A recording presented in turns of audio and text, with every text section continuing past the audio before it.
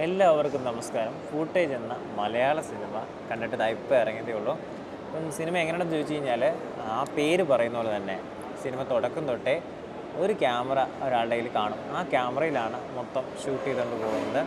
അപ്പോൾ ഒന്നെങ്കിൽ വിശാഖൻ്റെ കയ്യിൽ കാണും, അല്ലെങ്കിൽ ആ നായികയുടെ കയ്യിൽ കാണും. അപ്പോൾ അവരുടെ പോയിൻ്റ് ഓഫ് വ്യൂവിലാണ് കഥ പറഞ്ഞു പോകുന്നത്. അല്ലാതെ പ്രത്യേകിച്ച് നമുക്ക് കഥ കാണിച്ചു തരാൻ ആദ്യം അവർ താമസിക്കുന്ന സ്ഥലം കാണിച്ചു തരുന്നത്, പിന്നെ അതിൻ്റെ ഒരു മീഡിയം ഷോട്ട്, പിന്നെ ക്ലോസ് ഷോട്ട്, അങ്ങനെയൊന്നുമില്ല. ഇത് ഫുള്ള് അവരുടെ കയ്യിലിരിക്കുന്ന ക്യാമറയിൽ എന്താണോ അവർക്ക് കാണാൻ പറ്റുന്നത് ആ രീതിയിൽ ഫുട്ടേജസ് കാണിച്ച് ഇങ്ങനെ പോവുകയാണ്. അതുകൊണ്ട് തന്നെ ഇവർക്ക് ഗുണമുള്ളൊരു കാര്യം എന്തെന്ന് വെച്ച് കഴിഞ്ഞാൽ, കണ്ടിന്യൂറ്റി അത് ബാധിക്കത്തില്ല. ക്യാമറ എപ്പോൾ ഓണാക്കുന്നോ അപ്പോൾ അവർക്ക് ഓരോ ഫുട്ടേജ് കാണിച്ച് അങ്ങനെ പോവാം. സിനിമ എൻഗേജിങ് ആണോ എന്ന് ചോദിച്ചു കഴിഞ്ഞാൽ, വിശാഖിൻ്റെയും നായികയുടെയും ഒക്കെ കെമിസ്ട്രി അത്യാവശ്യം നന്നായിട്ട് വർക്കൗട്ട് ആയിട്ടുണ്ടായിരുന്നു. ആദ്യത്തെ ഹാഫിലൊക്കെ അത്യാവശ്യം നല്ല സ്പീഡിലായിരുന്നു കഥ പോയിക്കൊണ്ടിരുന്നത്. എന്താണ് സംഭവിക്കാൻ പോകുന്നതെന്ന് നമുക്കറിയത്തില്ല. അപ്പോൾ അത് ഫസ്റ്റ് ഹാഫിൽ നമുക്ക് കാര്യമായിട്ടൊന്നും പിടികിട്ടത്തില്ല. സെക്കൻഡ് ഹാഫിലാണ് അത് കുറച്ചും കൂടെ നമുക്ക് മനസ്സിലാക്കി തരുന്നത്. അപ്പം ഫസ്റ്റ് ഹാഫിൽ വിശാഖിൻ്റെ പോയിൻ്റ് ഓഫ് വ്യൂവിലാണ് കഥ പോകുന്നത്.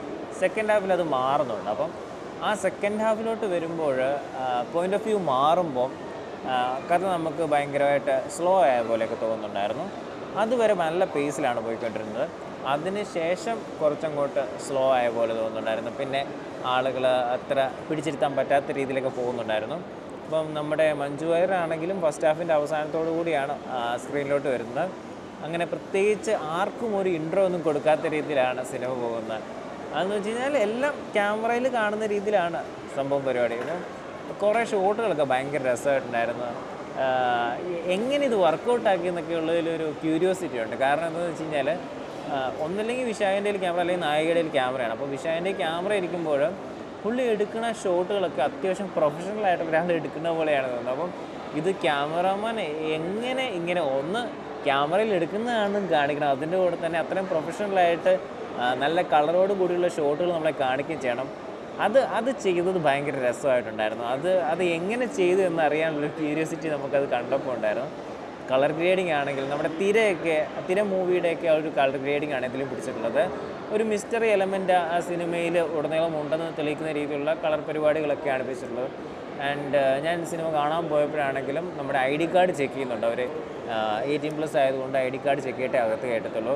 അപ്പോൾ ഞാൻ ഇങ്ങനെ ആലോചിച്ചു, അതിനും വേണ്ട സാധാരണ വയലൻസ് ഒക്കെ ഉള്ള സിനിമയിലൊന്നും അങ്ങനെ ചെക്ക് ചെയ്യാറില്ല. പക്ഷേ ഇതിൻ്റെ അകത്ത് അങ്ങനെയാണ്. കണ്ടൻറ് ഉള്ളതുകൊണ്ടാണ് അവരങ്ങനെ ചെയ്തിട്ടുള്ളത്.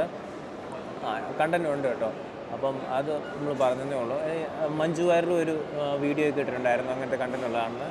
ആൻഡ് മഞ്ജു വാര്യർ കുഴപ്പമില്ല. പക്ഷേ ഇതിനകത്ത് നമുക്ക് കാര്യമായിട്ട് മഞ്ജു വാര്യരുടെ അഭിനയത്തെക്കുറിച്ചൊന്നും പറയാൻ പറ്റത്തില്ല. കാരണം മഞ്ജു വാര്യർ അധികം ഒന്നും സംസാരമൊന്നുമില്ല, ഫുള്ള് ആക്ഷൻ പരിപാടികളൊക്കെ മാത്രമേ ഉള്ളൂ. അതുകൊണ്ട് നമുക്ക് മഞ്ജു വാര്യരുടെ അഭിനയമൊന്നും പറയാൻ പറ്റത്തില്ല. പക്ഷേ ഒരു റോഷാക്കിൻ്റെ ഒരു ഡ്രസ്സിങ് തീമില്ലേ, നമ്മുടെ മമ്മൂട്ടി അതിൻ്റെ അകത്തിട്ടുള്ള ഒരു ഡ്രസ്സിങ് തീമിലാണ് പുള്ളിക്കാർ വരുന്നത്. നിഗൂഢമായിട്ടുള്ള പരിപാടികളൊക്കെ പുള്ളിക്കാർ ചെയ്തിട്ടങ്ങ് പോകുന്നുണ്ട്. നൈസായിട്ട് നമുക്ക് ചുമ്മാ ഇരുന്ന് കാണാൻ പറ്റുന്ന രീതിയിലുള്ളൊരു സിനിമയായിട്ടാണ് തോന്നിയിട്ടുള്ളത്. ഒരു ഫസ്റ്റ് ഹാഫ് അത്യാവശ്യം കുറച്ച് പീസൊക്കെ ഉണ്ടായിരുന്നു. സെക്കൻഡ് ഹാഫിൽ നമുക്ക് ചുമ്മാ പോപ്കോണൊക്കെ കഴിച്ചുകൊണ്ടൊക്കെ വെറുതെ ഇരുന്ന് കാണാൻ പറ്റുന്നൊരു സിനിമ. അതിനപ്പുറത്തേക്ക് സിനിമ പോയിട്ടില്ല.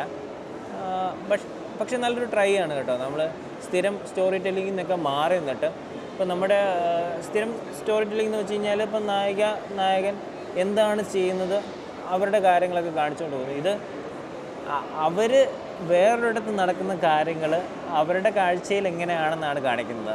അതായത് നമ്മൾ താമസിക്കുന്ന ഒരു സ്ഥലത്ത്, ഇപ്പം നായകന് ഒരു സ്ഥലത്ത് താമസിക്കുകയാണ്.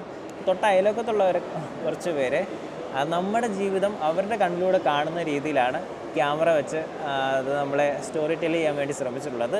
ഭയങ്കര ഡിഫറെൻ്റ് ആയിട്ടുള്ളൊരു അറ്റംപ്റ്റ് ആണെന്ന് തോന്നിയിട്ടുണ്ട്. അതിനപ്പുറത്തേക്ക് സിനിമയിൽ കാര്യമായിട്ട് നമ്മളെ എൻഗേജ് ചെയ്യുന്നൊരു സാധനം സെക്കൻഡ് ഹാഫിൽ കണ്ടില്ല. ആ ഫോറസ്റ്റിലുള്ള ഓട്ടവും ആക്ഷനും ഒക്കെ നന്നായിട്ടുണ്ട്, ക്യാമറയിൽ നന്നായിട്ട് പകർത്തിയിട്ടുണ്ട്. അതിന് ക്യാമറമാനും സിനിമറ്റോഗ്രാഫി ഡിപ്പാർട്ട്മെൻറ്റും ബിഗ് സല്യൂട്ടുണ്ട്. ബാക്കി മ്യൂസിക്കും കുഴപ്പമില്ലായിരുന്നു. പെർഫോമൻസസിൽ വിശാഖൻ്റെയൊക്കെ നൈസായിരുന്നു. പുള്ളിക്കാരി ആക്ട്രസും കുഴപ്പമില്ലായിരുന്നു. ചുമ്മാ നിങ്ങൾക്ക് പോപ്കോണൊക്കെ കഴിച്ചുകൊണ്ട് കണ്ടിരിക്കാൻ പറ്റുന്നൊരു സിനിമ. എനിക്ക് അത്ര കൺവിൻസിങ് ആയില്ല. സിനിമയുടെ പരിപാടികളൊക്കെ കുറച്ചും കൂടെയൊക്കെ സെക്കൻഡ് ഹാഫ് റെഡിയാക്കാമായിരുന്നു എന്നൊക്കെ തോന്നിയിട്ടുണ്ടായിരുന്നു.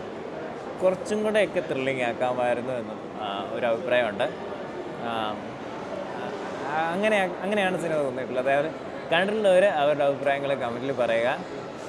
ഫൂട്ടേജ് സിനിമ നിങ്ങൾക്ക് ഇഷ്ടപ്പെട്ടിട്ടുണ്ടെങ്കിൽ ഉറപ്പായിട്ട് അതിനെക്കുറിച്ച് കാര്യങ്ങൾ നിങ്ങൾ കമൻറ്റിൽ പറയണം കേട്ടോ.